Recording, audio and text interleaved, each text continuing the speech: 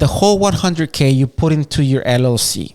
That way, all the expenses are from one bank account and we can easily track the expenses. But you're right that if you spend 100K, but maybe 5K of those is a rent on your home because you're using it as a home office, that might not have a lot of weight for immigration, so they might not count that. Or they might say, yeah, you invested 100, but 5 of those were in rent for your home office, so I'm not gonna count it for the investment. Or maybe you got like a car because you need a car, but they might be like, yeah, a car might be corporate, but it's still your car.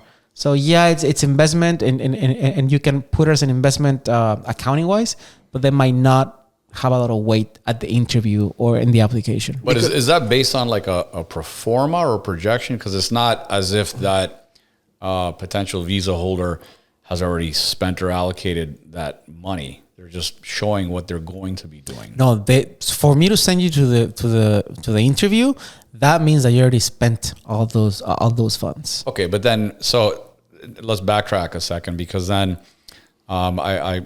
I think people need some clarity on this. Do you just simply have to be able to show a purchase agreement? Like if I'm the franchisor, right?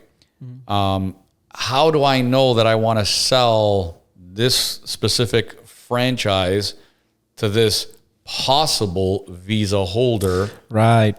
So it used to be that we could put the money, the franchise fee, which is like $56,000 in a trust. And we would write a contract saying, if I get the visa, I pay you the franchise fee. And that would be enough for you to get the visa. I almost feel like you're at a disadvantage though. As an investor or as a franchise? Well, as an investor, because now you're competing against, let's say, an American who can, confirm acquisition. I'll buy you tomorrow. Yeah. Right. Exactly. As opposed to someone saying, I'll buy it, but it's conditional upon me being approved. Yeah.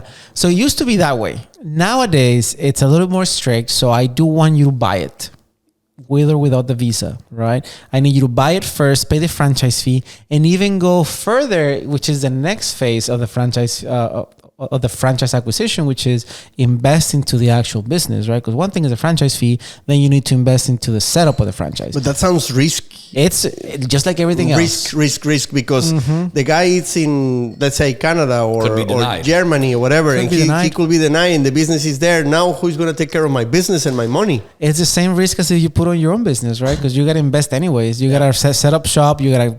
with the disadvantage that you cannot cross the border. Exactly. With disadvantage that you're going to cross the border. But yeah, we would need the investment to... With a franchise, they're a little less strict because you're under contract that you're going to invest, right? It's not like you can back out after paying $50,000 a franchise fee. So it's a little more leeway on when I can send you to the consulate. I usually send you after you're paying the franchise fee. In some cases, maybe when you're in the construction phase.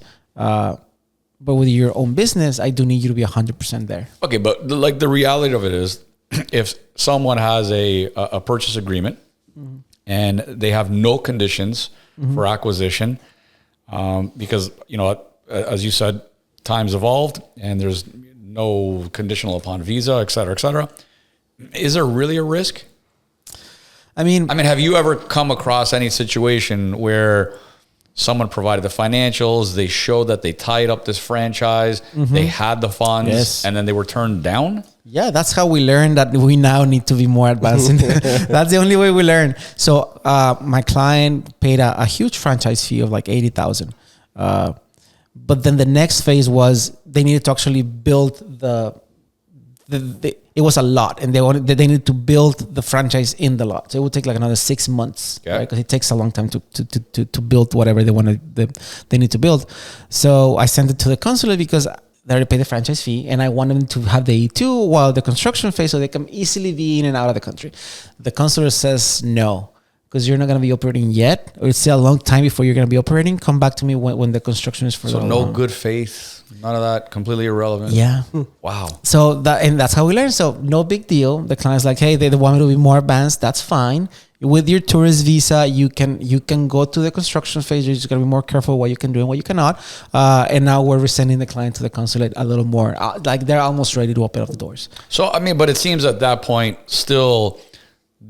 Would you agree or disagree that possibly the risk is still alleviated. It's just pending. Oh, definitely. Yeah. But it's not like you've never come across something where you've gone that far and then they said, nah, we're denying you. No, that doesn't happen. That's why we have a high approval rate. Last time we checked, it was above 90%, because there is a little bit of good faith, and there is that if you invest in doing things right, we're going to give you the visa. I think those 10% of denials are either like early appliers, like my case that I sent you after the franchise fee, but then they get resolved afterwards.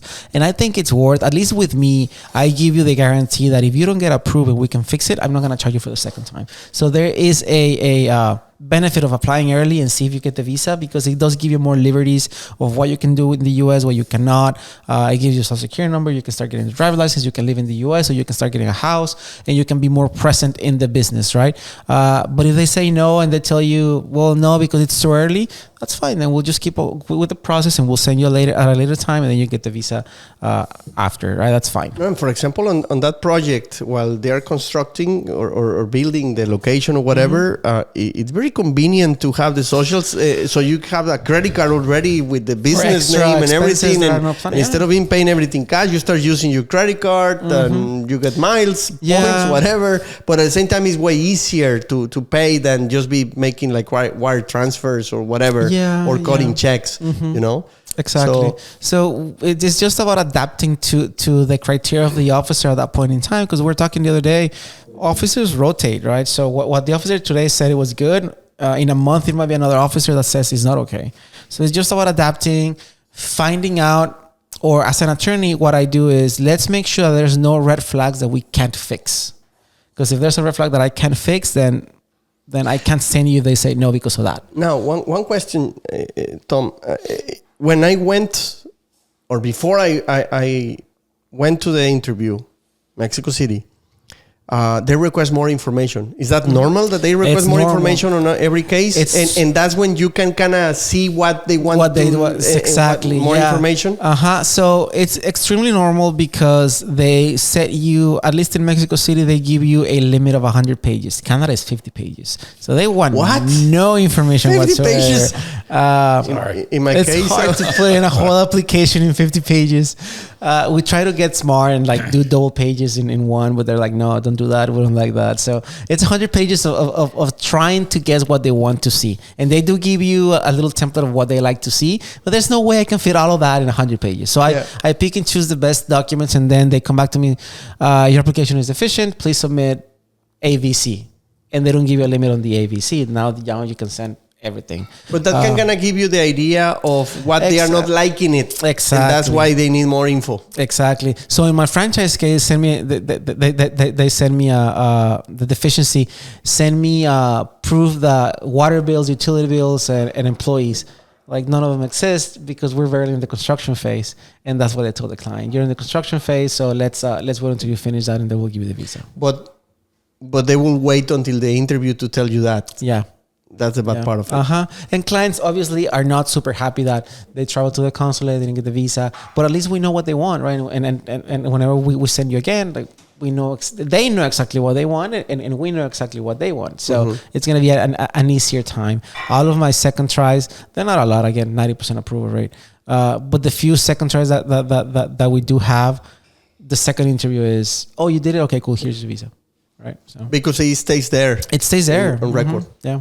Is the business plan that someone's providing, trying to fit it within X amount of pages, is the business plan that someone's providing mandatory for just new business or even for existing ones? Even for renewals. There's clients that have been here 20 years and they need a new business plan for a 20-year-old business.